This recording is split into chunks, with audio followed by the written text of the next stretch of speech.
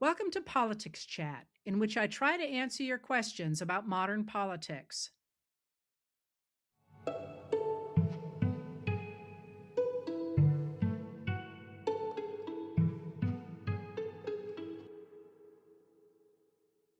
So, I don't know about you. I feel like I've said this a lot before, but it's getting worse and worse. There is so much information coming at us all the time. It just feels like you're trying to swim while there's a fire hose on you. And I just wanted to acknowledge that because I know it's a lot. And there's going to be more before there becomes less. And the what I want to do today is maybe outline some of the stuff that you people have asked about.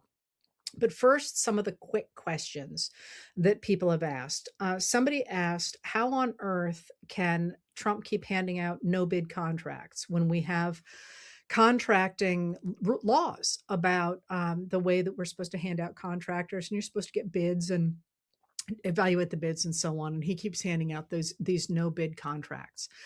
So it is my understanding that the way he has been doing that is that there is an exception to the requirements about things like no bid contracts. And that is in an emergency, in a case of extreme urgency, you don't have to go through the normal bidding process. And what he has been doing is insisting, certainly for the things in the Washington, D.C., that there is an emergency and he's in a real rush because of the 250th anniversary of the signing of the Declaration of Independence on July 4th. So, and by the way, it actually wasn't signed on July 4th. It was signed on August 2nd. It was adopted on July 4th. It was the principles to it were acceded to on July 2nd.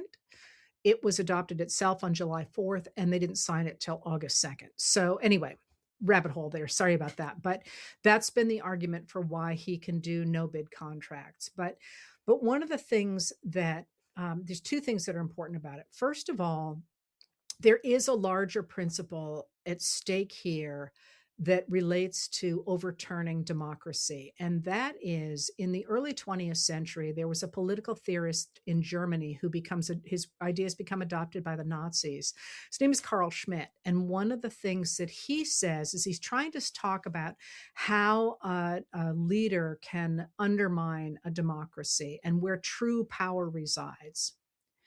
And what he says is that in an emergency, if you have the lever that says you can overturn the normal course of things in emergencies, which of course governments do have to be able to do, then what you need to do to overturn a democracy is simply to declare emergencies. And that's exactly what Trump has done. If you think about it, it's not getting a ton of play in the media, which frustrates me because often it feels like they don't give you the big picture. They sort of give you the surface. But things like Trump's tariffs, he was able to enact, or he argued he could enact because he insisted we had an emergency, an economic emergency. Much of the immigration stuff he has put into action, he says, because have an emergency on the southern border. He went after Iran because he said there was an emergency. And that business of simply declaring he can't go by the normal rule system because there are emergencies is, maybe not the biggest deal when he's talking about fountains in Washington, D.C., although I would argue that you can't sort of halfway obey a law. You're either obeying the law or not. But it's a really big deal when you think about that's the way he has governed in general. So there is that big deal about it. But there's also another big deal, and that is, I suspect that the more we learn about the no bid contracts he's been handing out, and not just him, by the way, also the Department of Homeland Security under former Secretary of Homeland Security Kristi Noem. My guess is we're going to discover they're not on the up and up, that the profit margins in them was high enough that something nefarious is going on. And I'm not making direct accusations. I have not seen the contracts myself, and I certainly have not been able to dig into the contracts. But the idea that the cost of the reflecting pool, I think is up to close to $17 million before all the problems with it. And that is significantly more than the 1.5 to 1.8 million Trump said it was going to be. And maybe it's all on the up and up, but maybe it's not. And certainly once you get messing around with no bid contracts, there's a lot of room there for things that aren't really the way they should be. So that was the answer to the question on that. Now I want to go into a different some of the questions you asked, but kind of from a different angle. And that is, I'm going to talk about the reflecting pool in Iran and all that, but I want to emphasize right now that the biggest story in the United States, without a doubt, is the fact that the president of the United States is falling apart. I am not a doctor, and I am not going to speak at all to his physical state. But if you watch him as a layperson, you recognize that he is not seemingly able to cope with the real world. And this is a crisis. It's a crisis for us across the board.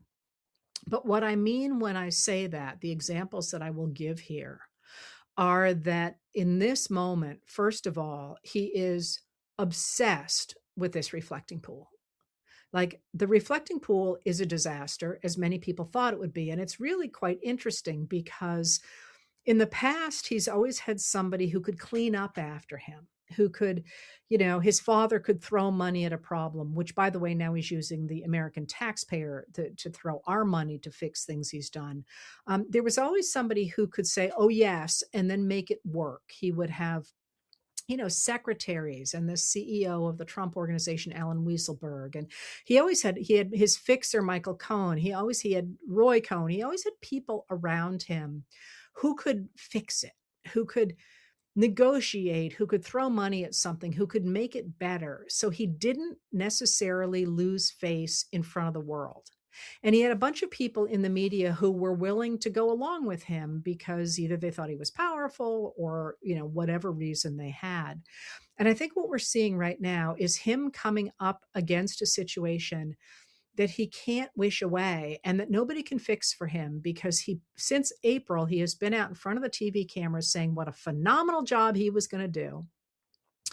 And he was going to fix the reflecting pool. Now, just to be clear here, the reflecting pool, ever since it went in 22, if I recall correctly, it's always had issues. It's very difficult to do that big reflecting pool in what is essentially a swamp, among other things. But there's all kinds of issues with reflecting pools. There always are. I quite love them, but they're not easy and they need a lot of maintenance.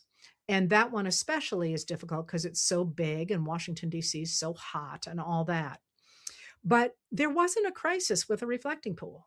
Maintenance was being done on it. And, sometimes it worked, sometimes it didn't. But if you've ever seen the reflecting pool, look fine. And, it definitely needed maintenance, and it would be lovely if it was absolutely perfecto. But, the Biden administration looked into doing that and discovered the price tag was like jaw dropping. I believe it was around $300 million. And they said, well, you know what? We can just have people come clean the algae out of the pool a couple times a year, which is what they did. Trump has sort of seeded this idea that there was some terrible problem created by Barack Obama and Joe Biden that only he could fix. And one of the things that Josh Marshall pointed out today in Talking Points memo is this is seeping into our language, that Trump is the one who stepped in to fix this terrible problem. But if you look at reporting on the reflecting pool before April, nobody was saying we got a problem with the reflecting pool. It just wasn't. So Trump starts saying in April what a fabulous job he's going to do. But remember, his personal identity is entirely tied up in the idea he's a developer. He's the guy you go to build stuff, right? So he's going to do this right. And he's got a friend, and he's the one who chose the pool colors, and he's the one who knows how to seal the seams and so on. And even at the time, people were saying, you can't really seal the seams because one of the things that makes the pool not alive with algae is water seeps out of it. So we put fresh water in all the time. Whereas if you have stagnant water, it creates an algal bloom. And And, he paid no attention to any of this because he was the guy who knew how to fix it. Well, of course, as soon as they started putting water back into it, what they discovered was, first of all, the sealant that they used on the bottom of the reflecting pool was not put down correctly, apparently. So it began to crack. It began to start to bubble up from the bottom.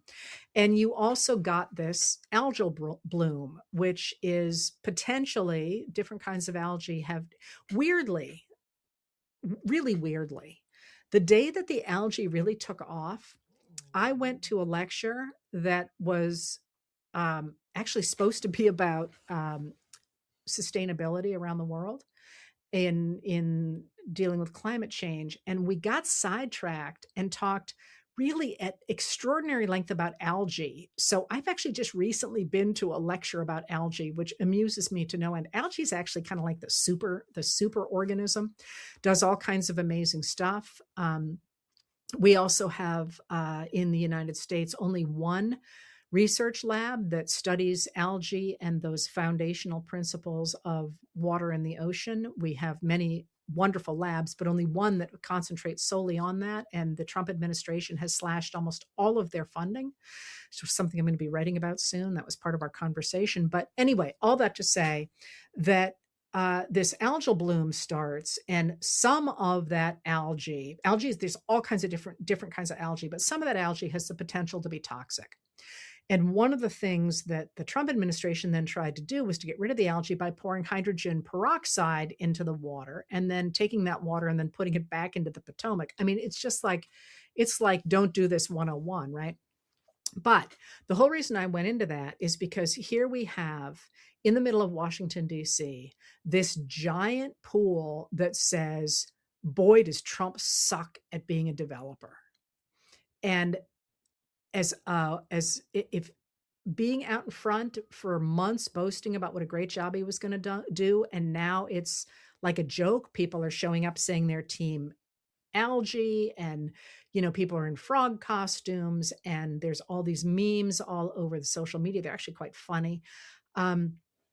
This is a real psychological blow to the guy who is already 80 years old and in poor health, and he cannot appear to let it go.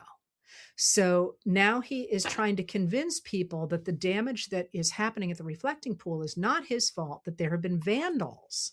And they've arrested at least one person for what they insisted was destruction of public property because he reached down to touch the bottom of the pool to see what it felt like. And there are cameras on the reflecting pool. Like, if there were vandals, we would have been able to see them. They're actually, the number of spy cameras around the world now is pretty astonishingly high. We call them spy cameras around here, but maybe you don't there. I don't literally mean they're spies. I mean that lots of people have cameras in a lot of places, and the reflecting pool has them. So if in fact there had been vandals, we would have seen it. And then he started talking about how there was a 250-foot gash, and then it was a 300-foot gash, and then it was a 350-foot gash. And yesterday, a reporter said, well, there's no evidence of this. And he said, well, we can get you pictures. I know it's there. We can get you pictures. It's not there. I mean, there is a seam down the middle of the reflecting pool. It's always been there. That's not what they're talking about. So you can see him desperately trying to insist on something that is painfully, obviously not true. And when he did that in 2017, when he insisted that his inaugural crowds were larger than Trump's, enough people were still on the Trump train that people kind of let it go. But this is becoming a symbol of his failing presidency and of people turning on him. And it's getting him more and more and more upset. So at the same time now, if you've got that going on, you've also got the Iran deal. And I've said this in 16,000 different ways. There's really no good way out of the Iran deal, because what Trump did is he demonstrated to the Iranians that they could control international trade by strangling the Strait of Hormuz, and they're gonna do it, right? So he keeps saying we've got this agreement, and then he gets mad and he threatens to blow up Iran again and so forth. But he is, he's a pig in a poke, as they say, or he's all those expressions. He's painted himself into a corner. He's got his tail in a crack, all those things. There's really not a good way out of this. And everybody on the right, as well as on the left, are pointing out that the deal that he tore up, the Joint Comprehensive Plan of Action that Barack Obama negotiated along with a number of other different countries in 2015, was significantly better than the Versailles Memorandum of Understanding he signed last Friday. And again, he signed that at Versailles, which I just can't get over. People mentioned it at the time, and now it's kind of falling out of the news. But Versailles is famous as being the place where the Germans signed the Treaty of Surrender after World War I, including their need to pay reparations for the damage they had done, which has distinct parallels to that memorandum of understanding. So yesterday, J.D. Vance, the vice president, who spent a brief amount of time in Switzerland negotiating with Iranian negotiators, sort of, but I mean, there was quite an embarrassing picture that came out of that. He is not trained as a negotiator. And in fact, remember, he only had a couple of years in the Senate before he went into the vice presidency. And this is not his background. It's the people that are negotiating for the Americans are not trained to do it, which is a huge problem. In any case, he came out and said, well, the Iranians have agreed to nuclear inspections, and this is just great. We're good. We're moving in a great direction here, and we've accomplished this milestone for the American people, and on and on. But in fact, the Iranians first today said we haven't agreed to anything, and second of all, the Iranians have participated now for a long time in nuclear inspections under the United Nations. They stopped permitting those inspections of the sites that Trump bombed a year ago, but they still were letting the other inspectors in. What they stopped doing after Trump tore up the JCPOA, the Joint Comprehensive Plan of Action, was that JCPOA had very, very stringent inspection regimes.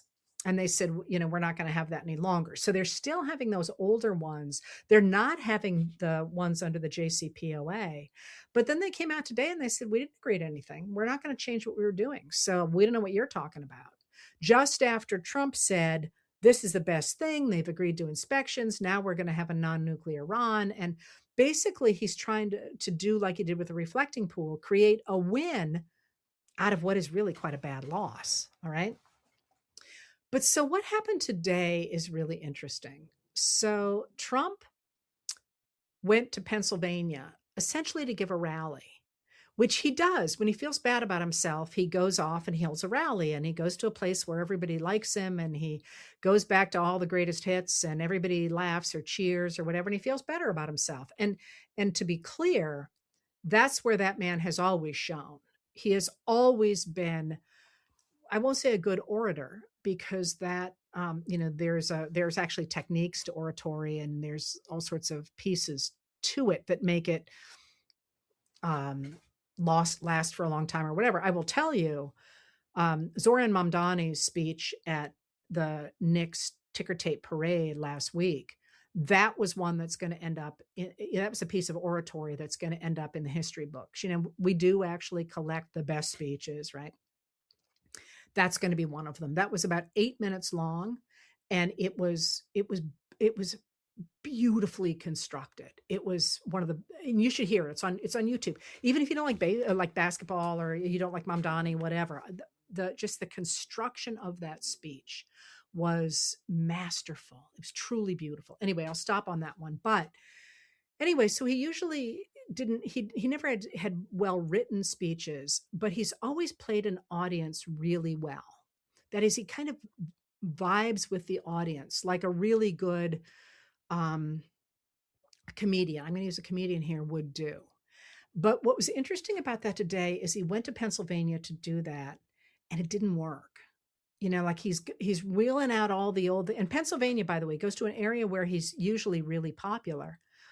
And the people he went on and on and on. He went on for more than 90 minutes. I actually went kayaking before it was over, so I don't know how long it actually went on, but they're just standing there. It's not working any longer.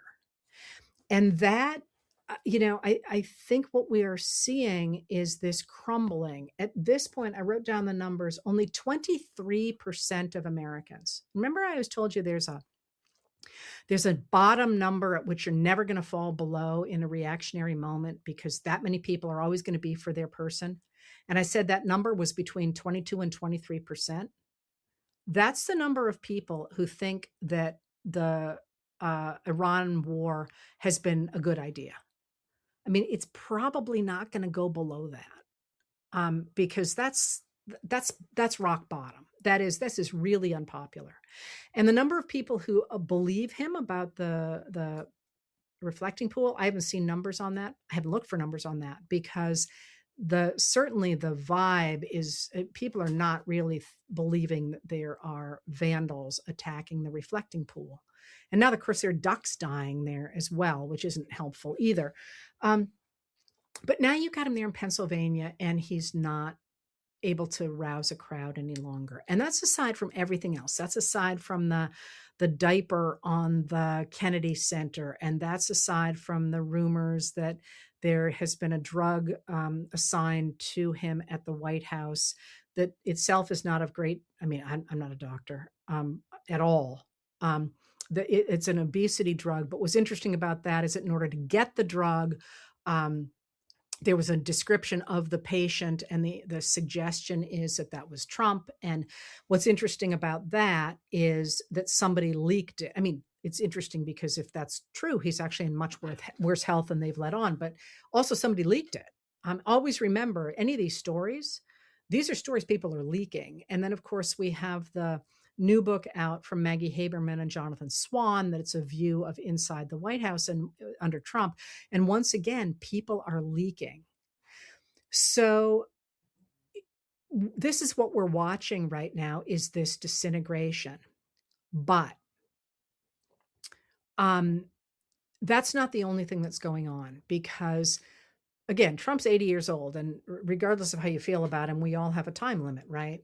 But what's happening, I think, that you are seeing right now is a number of people jockeying to grab control of the government when Trump no longer is a figurehead in it. And again, I went back before talking about power and who has power. This is actually really important because power doesn't necessarily attach to a certain position or to a certain person or anything.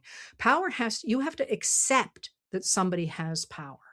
I mean, I could tell you that I'm, the queen of the universe, but you don't have to believe that unless I have some way of making you think that and making you accept that. And there are different times in American history when power sloshes in very different places. And right now, power in Washington, D.C. is loose. And a lot of people are trying to pick it up, but not just in Washington, D.C., and I'll come back to that in a minute. But one of the things that you're seeing, I think, is all these underlings, much younger men, they're overwhelmingly younger white men, trying to jockey to be next in position to pick up the government when Trump no longer is even a figurehead for it. So let me start here in sort of, again, sideways, and I hope this is useful. And again, just again, be aware that this is what I am seeing. Doesn't necessarily mean I'm right? It's just my observations from my training and from what I'm watching. If you listen to this and you think she's totally wrong, she's missed X, that's good. That's not a bad thing. That says you're bringing different perspectives and different ideas to this. But that's what this whole enterprise of democracy is about. Us saying, well, wait a minute, that's not my experience. Wait a minute, that's not what I saw, and all those things. Anyway, it is significant, I think, that yesterday, Tucker Carlson, who used to be one of the leading personalities at the Fox News channel, and now has his own channel, his own webcast, said he would no longer support the Republican Party. And many people, including me, have been watching Carlson, thinking that he is looking at the power sloshing and thinking, nobody likes J.D. Vance and nobody likes Marco Rubio.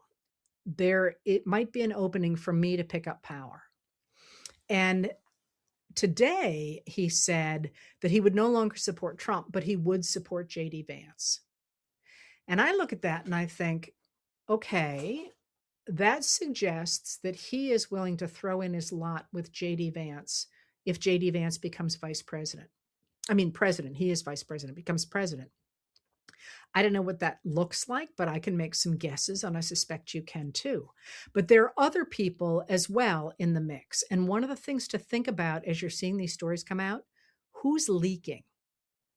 And I don't know the answer, but who is doing the leaking?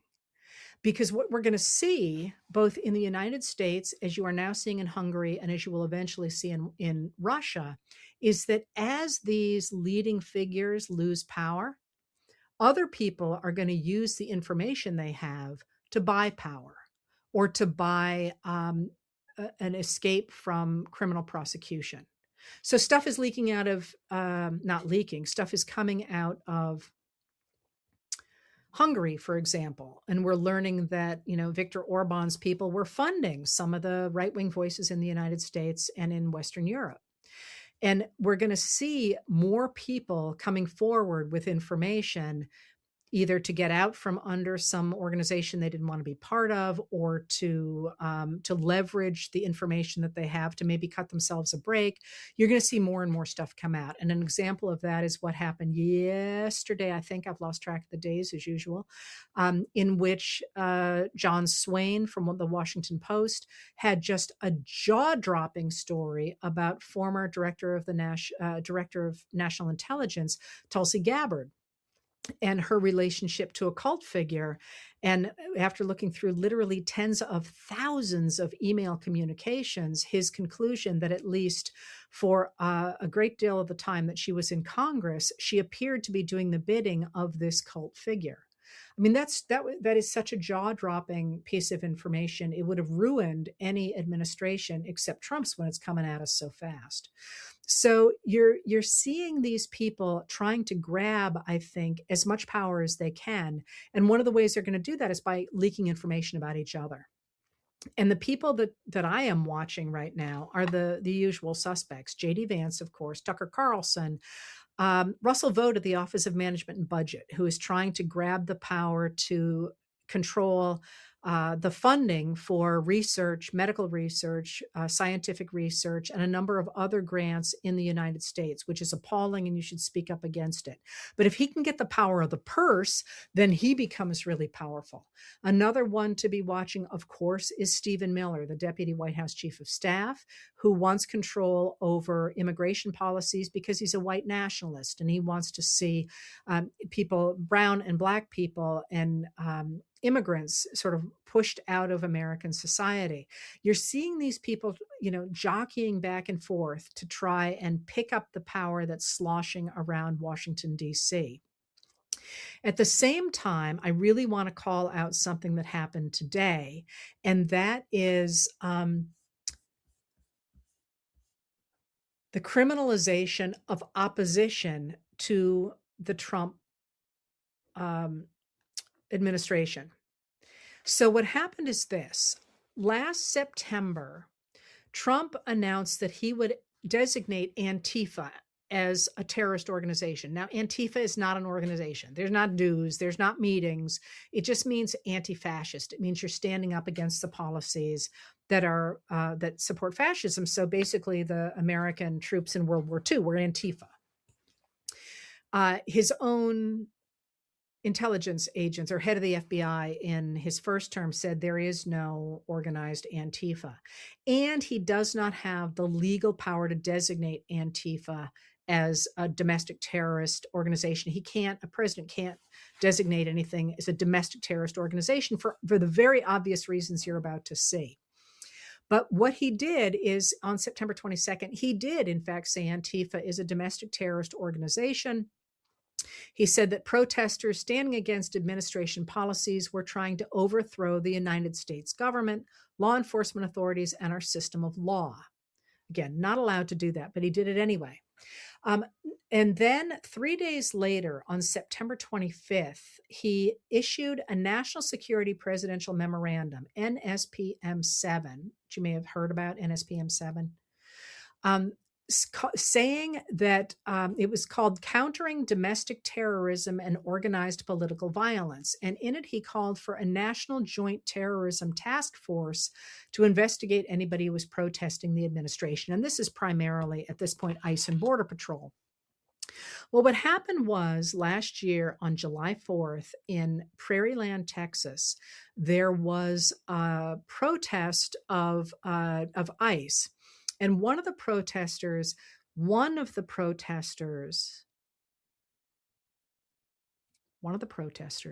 shot a police officer in the shoulder. The government prosecuted 9 protesters, many of whom didn't know each other, as a conspiracy under this idea that they were Antifa. Again, some of them didn't even know each other, and one of them was not at the protest. Nonetheless, they said they were an Antifa cell that was engaging in terrorism.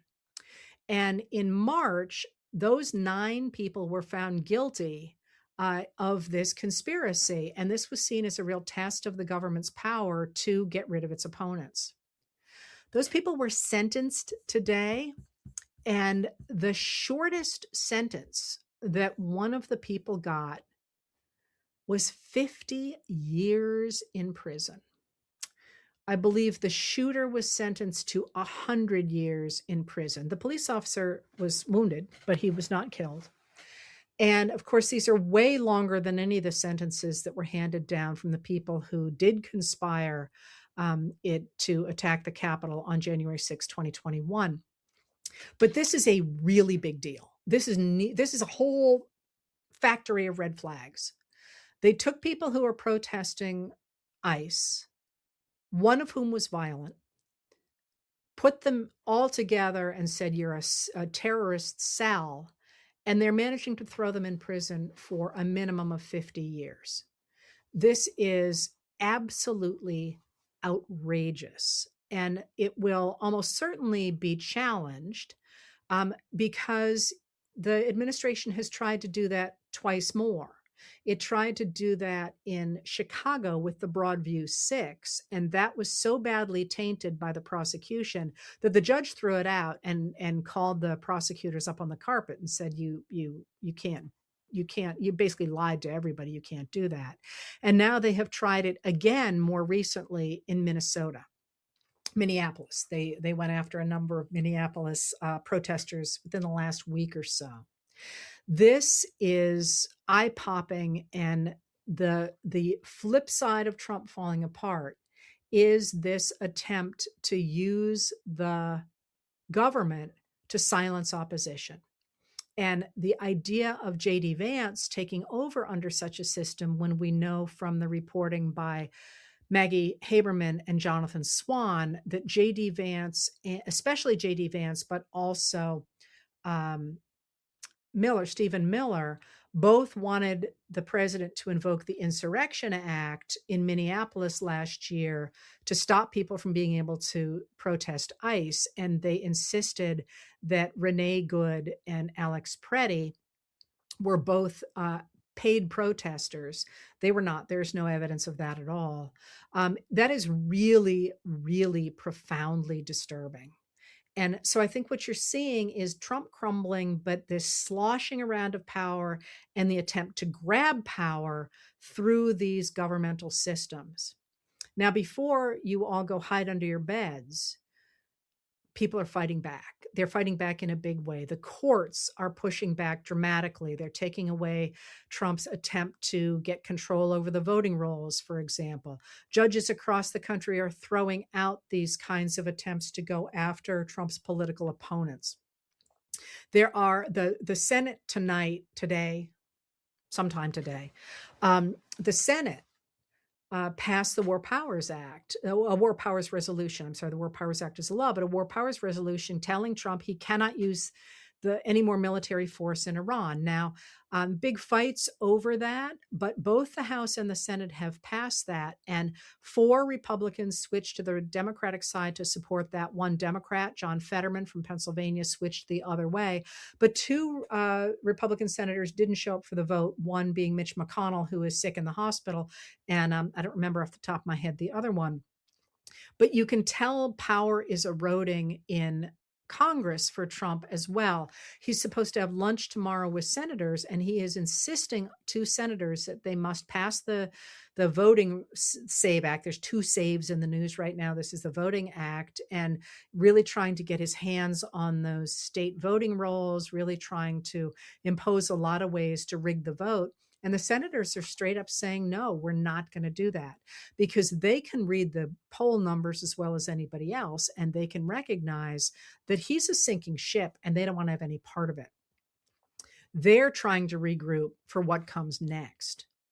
Now, I'm going to put one more thing that you asked in here, and that is what I've really been setting up is a struggle for control of the Republican Party, which you've got the MAGA Republicans who have gone full white nationalist, full, some of them are full fascist, Christian nationalists.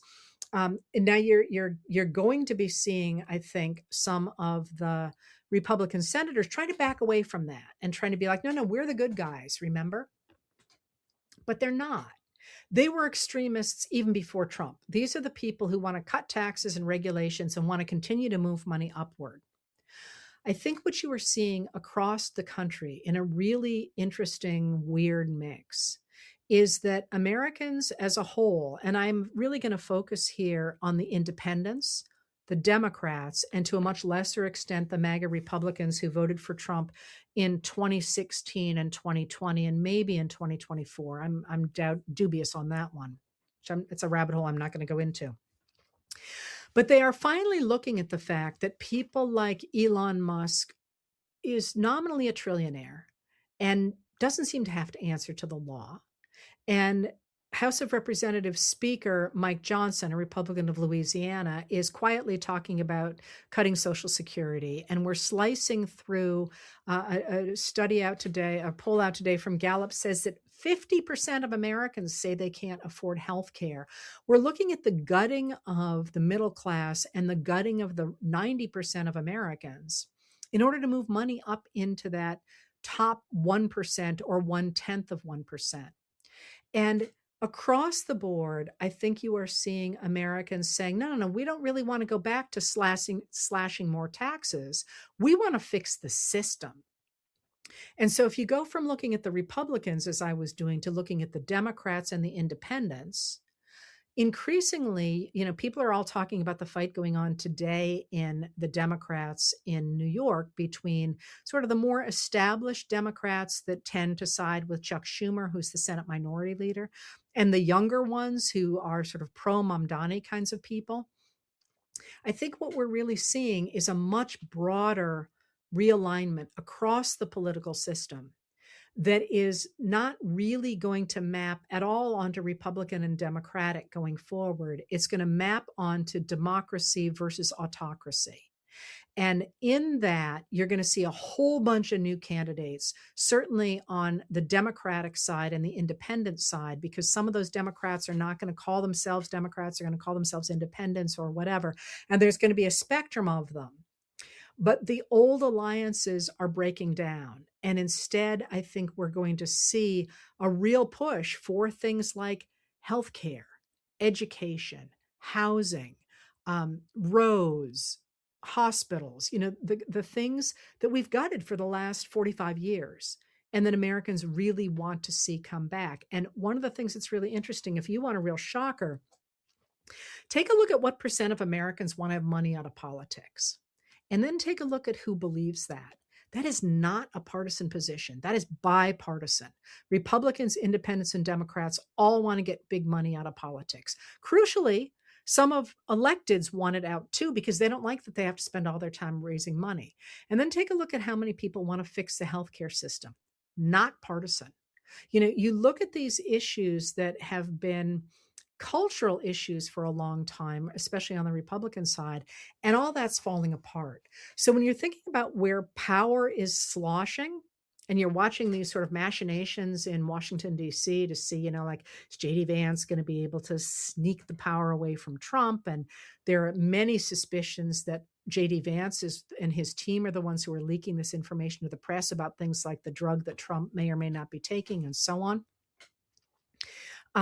The real place that power is starting to slosh and starting to get picked up is by the American people. And just so you know, we're not going to do that right all the time. We never have. It's the same thing that happened in the 1850s and the 1890s and the 1930s. And you don't remember the really crappy representatives that we threw up into power in that period because they've been forgotten. Lots of forgettable people, some lunatics, right? You know, you've got Ignatius Donnelly from Minnesota is the guy who believed Atlantis was real and was an anti-Semite, and you know, he was out there. And most people don't remember him now. He wrote this apocalyptic novel in which at the end of it, well, never mind. Someday I'll do all that stuff. But at the end of the day, that sloshing of the power of the people is going to turn up some what would we call it? It's going to turn up some algae. Sorry, it's going to turn up some of the stuff that we don't necessarily want to see in our politics, but it's also going to turn up a whole bunch of new people, a whole bunch of new ideas, and a whole bunch of new ways to create a different future. But the trick of it for us is going to be always to remember that power resides where we agree it resides. So if you look at what happened in Prairie Land, Texas, and the sentencing of these poor people to, you know, 100 years in prison, and you say, oh, I don't want that to happen to me, so I'm going to shut my mouth, then we're in real trouble.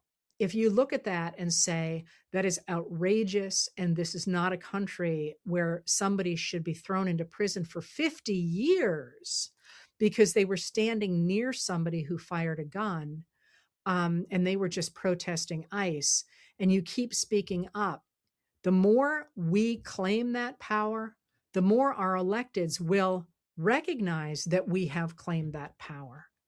And the whole balance of power in the government is going to shift. And this is the moment we're in. I want to emphasize that it's going to be rocky. Like, I know people are laughing at the stuff Trump is doing. It's not funny. I mean, you kind of got to laugh at some of the stuff, but, and certainly I love social media because people are so funny. I'm really not. And I love it when other people are. So yeah, laugh where you can, but we're in a really dangerous time in the United States. We're in a really dangerous time, and it's going to continue to be dangerous. But if we believe in the tenets of American democracy, and if we hold together with our communities and with our families and with our friends, and we believe in decency and in the idea that we should be treated equally before the law, and that we should be able to have a say in our government, and that we should have equal access to resources. We shouldn't be handing all this stuff out in no bid contracts and handing stuff to Peter Thiel and handing stuff to Elon Musk. If we hold on to that, there are 321, I think it is, a million people. Sorry, I'm getting my M's and B's confused because I've been dealing with money in these contracts. Million people in the United States. And that's enough to really hold the line and to rebuild our democracy. So I've given you a lot of like negative stuff here today. And I don't want anyone to be like, yeah, we're done. This is great. Trump's falling apart, because it's going to get more dangerous, not less.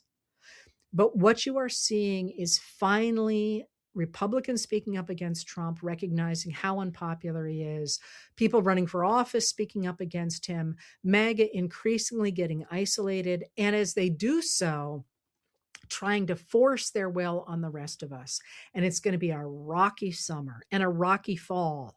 But the momentum is where it needs to be, which is with the American people. And when that happens, when the American people wake up again and recognize that democracy is about us, and it brings us benefits, but it also gives us an incredibly important role in protecting that democracy and in getting what we think this country should be accomplished, that's when we do our best work. And so I hope that's kind of giving you a sense of where we are and where we can go. Speak up, run for office, work for people, create information centers where people can learn more about what's happening. This is your moment to do whatever it is you do best and bring it to the service of your family, your neighbors, your community, your towns, your cities, and your states and your country, because now is a time we really need it.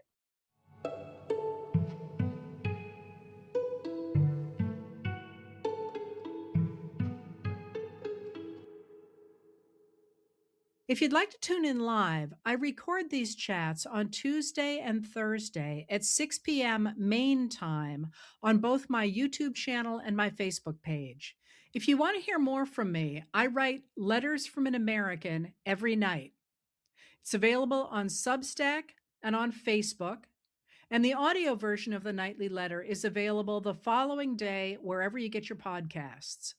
And finally, on Saturday mornings, I talk with Dr. Joanne Freeman, the historian of the early republic, professor, and dear friend, about history and politics. We call our talks What the Heck Just Happened, and you can find them on YouTube. Politics Chat is produced by Lauren Westfall, music by Andrea Von Kampen.